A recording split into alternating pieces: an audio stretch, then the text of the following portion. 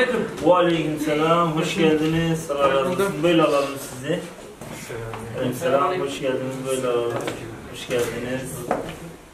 Hoş geldiniz. Nasılsınız? İyi misiniz? İyi, teşekkürler. Siz nasılsınız? Allah razı olsun. Teşekkürler. Hoş geldiniz. Mevcut teşkilatlanmamız. Onun dışında birkaç vakıf var.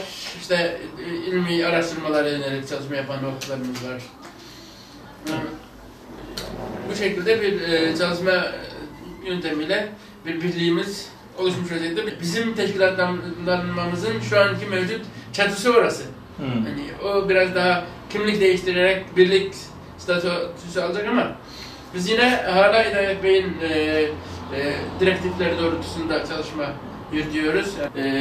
Vatandaşlık meseleleri olsun, daha önceki aşama olan oturma izni, işte buna benzer çalışmalarda Maarif Derneğimiz aktif olarak çalışma yapıyor ve yani şu anda gerek Türkiye Cumhuriyeti Devleti ile gerek diğer İslam ülkelerinin bir kısmıyla diplomatik ilişkiler içerisinde uzun çalışmalar yürütülüyor. Özellikle Malezya ile de bir ilişkiler kurulduğunu biliyoruz.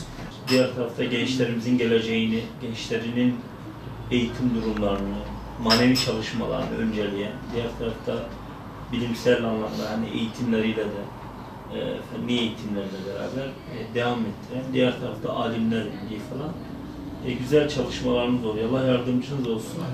Tabii ifade ettiğimiz gibi biz Doğu Türkistan meselesinde en başından itibaren partiyi kurduktan sonra da çok yakından alakadar olmaya çalıştık, ilgilenmeye çalıştık. Genel Başkanımızın talimatıyla, İshak Başkan'ın da talimatıyla bununla alakalı çalışma yapıp bir raporlama şeklinde de kendilerine bilgi verildi genel merkez boyutuyla meseleyi anlama noktasında. Büyük bir zulüm yaşanıyor şu anda Doğu Türkistanlı kardeşlerimize yönelik inançlarından ve kimliklerinden dolayı.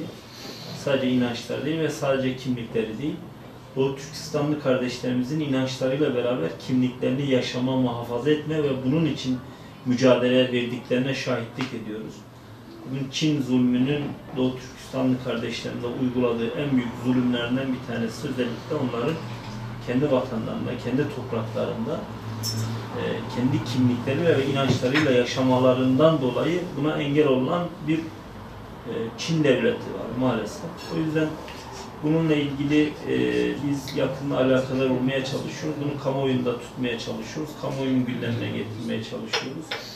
Yakın zamanda da yine Çin konsolosunun önünde toplanan gençler vardı. Orada aileleriyle alakalı dilekçe başvurusu yapmak isteyen gençleri gittik, ziyaret ettik. Sanırım o şu anda durduruldu. Evet. Dilekçeler kabul edilmiş. Dilekçeler alınıyor ve evet. Doğu Türkistan'da şu günlerde hani yakın günlerde gündeme gelen bir hususla başlamak istiyorum ben. Amerika Birleşik Devletleri olsun, İngiltere olsun, Kanada olsun bir hususta şu anda ciddi Çin'e tepki koymaktalar. O da zorunlu çalıştırma hususudur.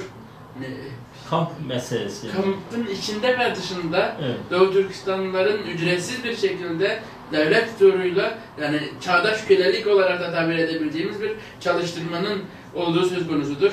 Yaklaşık 500 bin ile 800 bin arasında Doğu Türkistanlıların bu şekilde hem fabrikada hem